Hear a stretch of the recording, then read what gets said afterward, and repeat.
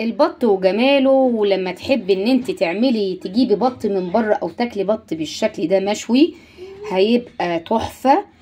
بس هتعمليه في البيت بقى، بس مش مشوي اول واخر. احنا عملنا طرق كتير للبط، بس ده بقى مسلوق وبعد كده شويتها في الفرن بالطريقه اللي انتوا شايفينها دي تحفه. عملت معاها شويه كرنب، محشي كرنب وشويه مكرونه، وعندي صينيه بطاطس في الفرن تحفه، ما ضفتلهاش ولا معلقه سمنه، وشايفين دسمه جدا. وشويه سلطه خضراء بقى وملوخيه.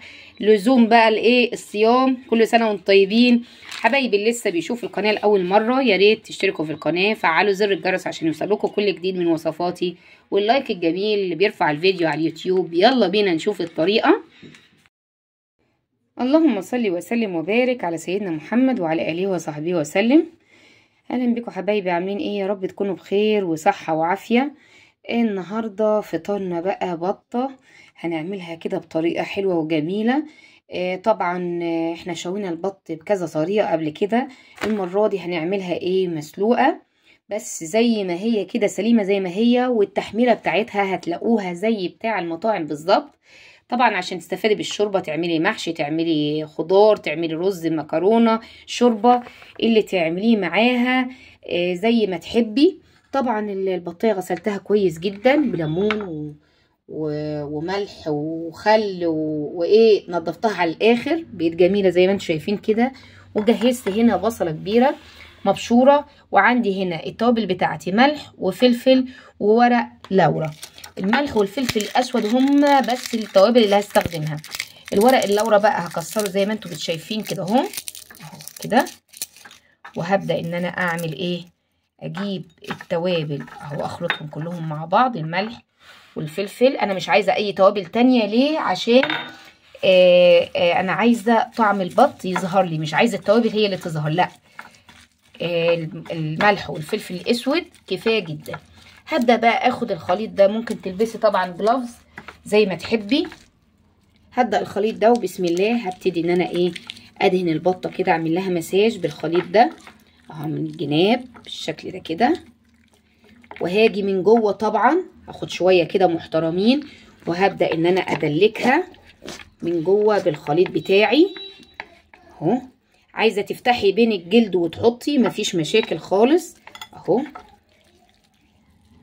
طبعا هي انا سيبها بالليل لغايه بكره ان شاء الله. الفطار هبتدي ان انا ايه؟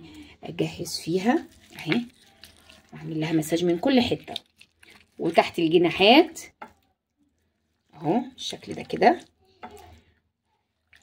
لو حطيتي كمان تحت الجلد الخلطه دي بتبقى جميله جدا اهو. تمام كده. هبدا بقى ان انا اسيبها تتبل كويس وتشرب التتبيله بتاعتنا لغايه بكره ان شاء الله. نبدا ايه؟ نشتغل فيها بقى واوريكم هتبقى شكلها زي بتاعه المطاعم المشويه دي جميله ازاي. وفي نفس الوقت هنستخدم الشوربه بتاعتها في الاكل بتاعنا اهو بالشكل ده كده. تمام. هغطيها طبعا، او ممكن ما تغطيهاش براحتك خالص، يعني سواء كده سواء كده. سيبيها كده في الطبق بتاعها والسيرفيس بتاعها وخلاص. هنسيبها بقى لغايه بكره ونبدا الشغل مع بعض. البطه بتاعتنا بعد ما خليناها ليله كده في التلاجة بالتتبيله بتاعتها، جهزنا بصل، قطعته بصل ابيض، وهنا ملح وفلفل اسود وورق لورا، بس هم دول التوابل بتاعتنا بتاع السلق بتاع البطه. طبعا انا مش هغسل، ممكن تغسلي انت التتبيله دي وممكن ما تغسليهاش. انا بقى مش هغسلها بقى، اخليها بتتبيله هي متصفيه ومغسوله كويس، فالتتبيله بتاعتي نظيفه وتمام خالص. هبدا بقى يلا بينا نروح على الميه اللي بتغلي عشان نحط البطه بتاعتنا. طبعا الميه بتغلي هنا، هنبدا نعمل ايه؟ نجيب البطايه بتاعتنا، نقول بسم الله طبعا وايه، ونبدا ننزل بيها كده بسم الله. نحاول نغرسها تحت، ايوه هي الحله تمام خالص. طبعا هشيل الريمه، كل الحاجات اللي هتطلع اللي هي الورق اللورا، اذا كان بصل اذا كان اي حاجه هقشطها كده، هحوشها بالمعلقه واشيل الريمه كلها.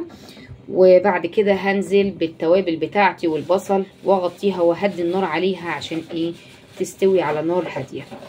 ونجهز بقى هنعمل ايه معانا مع البط.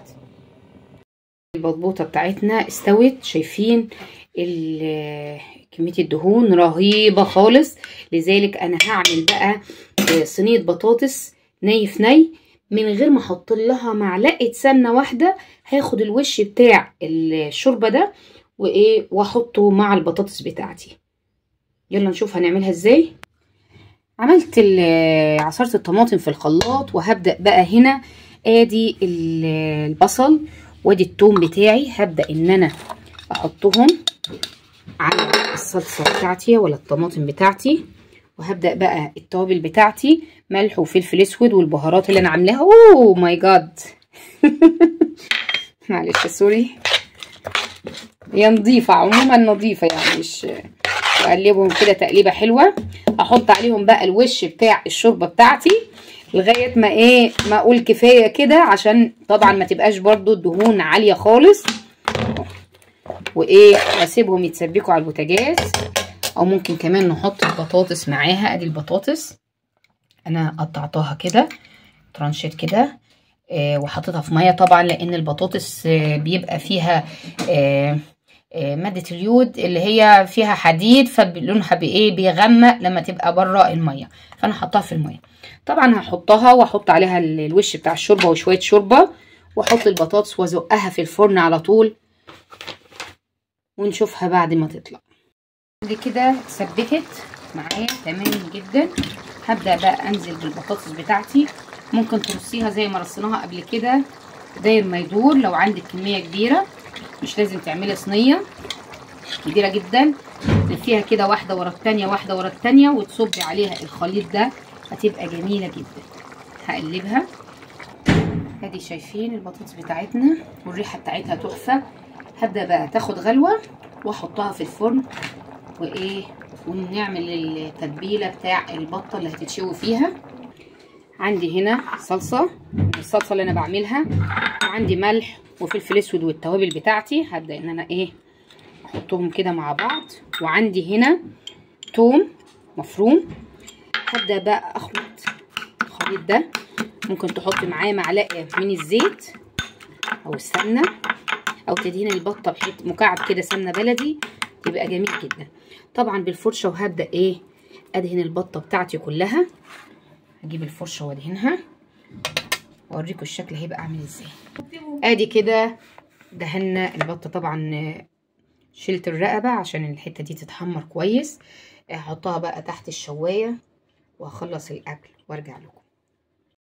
ادي الفطار بتاعنا، البطه معاها شويه محشي كرنب عجب وشويه مكرونه، وادي صينيه البطاطس مفيش بعد كده. طبعا معاها سلطه خضراء، وعملت شويه ملوخيه طبعا. ملحقتش اعمل الشوربه. يا ريت يعجبكم الفطار وتنفذوه. ما تنسونيش في اللايك والشير والسبسكرايب. بحبكم في الله. رمضان كريم.